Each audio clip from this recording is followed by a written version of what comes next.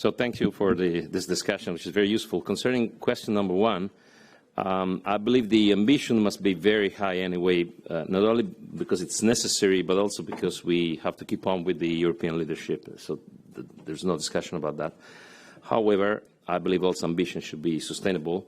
And given the different starting conditions, energy prices, energy mix, industrial dimensions of the member states, finding a trade-off might require some flexibility. So I'm sure that we all have the right attitude for that.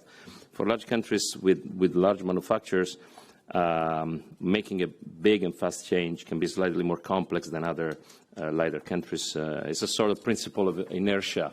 So if you want a U-turn with a truck, you take more time and space than turning with a car. Concerning question number two, I believe the sensitive issue we see about the 5 files that are under discussion today is that we have to make them operative, though seriously accounting for the social impact on vulnerable social layers in different countries, small, medium enterprises, workforce, and even in some countries, especially on mid-class. So we should not discard this important point. In detail, I would recommend a very comprehensive and integrated discussion about the ETS, so including application to building and transport, of course, together with effort-sharing rules, which analyzes in detail the sharing between member states with different per capita GDP, and together with the carbon border adjustment, not being in the agenda today, but this will also play a very important role towards decarbonization in the future. And I think the 3 things should be discussed all together. This would facilitate ultimately the accomplishment of a global solution. The 3 things are connected, and of course I can ensure all the support and collaboration to the French presidency to reach a target within the 3 months, which is a super challenge. Within 3 months, finding a target, accomplishing a target which is satisfactory for all of us.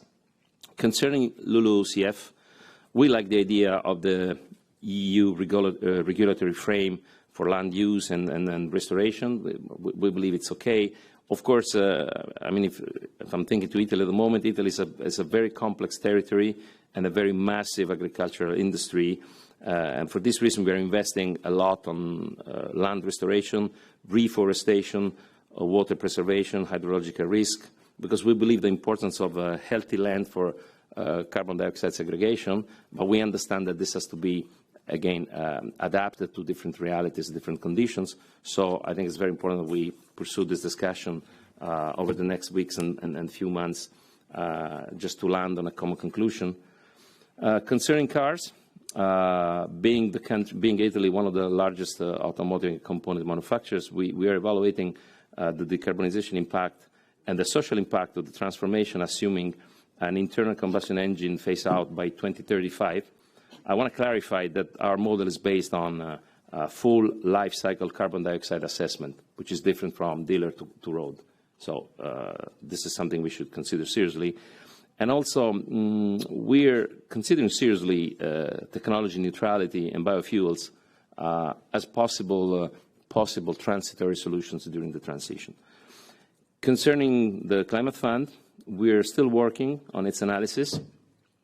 In the next week, we will share our conclusions with all partners and with the French presidency, and I'm sure we will land on something useful to everybody. Thank you. Thank you, Mr. President. I'll be super fast. I will read in Italian. I'm usually faster in English, maybe. Volevamo ringraziare e riconoscere i passi avanti che sono stati fatti su questioni che sono comunque aperte e confermiamo l'impegno a collaborare attivamente al negoziato. È fondamentale che l'intero ciclo di vita delle batterie sia oggetto di una disciplina organica che tenga conto della necessità di fornire un quadro uniforme a tutti gli operatori economici europei e del settore, e che nello stesso tempo contribuisca a ridurre gli impatti ambientali e sociali in tutte le fasi del ciclo di vita delle batterie. In un quadro di forte ambizione, come quello proposto, tempi e scadenze previste devono essere realistici per poter essere rispettati dai diversi soggetti. Su questo punto i lavori del Consiglio e dei consigliari sembrano andare nella giusta direzione. Sulle modalità proposte per l'evoluzione delle prescrizioni confermiamo la preoccupazione per l'esteso ricorso agli atti delegati. Gli Stati membri devono essere pienamente coinvolti in tutte le questioni che concernono la metodologia, definizione e revisione dei diversi target previsti dal regolamento. So sorry for my Italian. Thank you very much. So concerning the first question, the common strategy at 2050, we think that it would be useful to introduce in the strategy a sort of legal definition of soil, including all ecosystems and services, and a glossary of all soil threats. This is to have a common and well-accepted definition of all aspects and to facilitate traceability, just a little bit along the line that our Dutch colleague said for the passport. It's a very good idea. Having traceability of the soil will be very useful to everybody.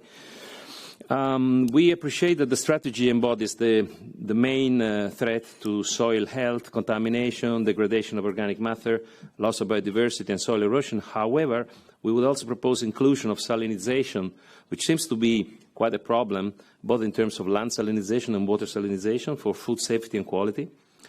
And we also need to improve the EU network for soil monitoring and to define common thresholds to classify soil degradation levels. This, I think, could be useful for everybody in our community. Concerning question number 2, we believe, of course, we are convinced that it's urgent to develop a legislative framework for the soil protection. Italy, in particular, has a very complex geomorphology with relatively little soil availability.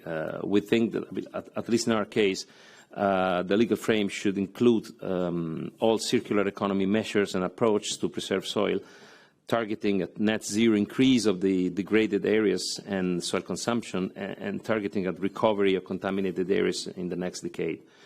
For this, we have largely invested in the past 20 years, and we have planned a massive action for soil recovery and bonification, sustainable agriculture, reforestation, water source protection, and geological risk mitigation, also through the EU recovery plan. Finally, as for any other important transformative action, we believe that such a challenging legislative framework should give enough time to all member states to get adapted and to activate it. It could be not that easy, but it's of course very urgent. Thank you.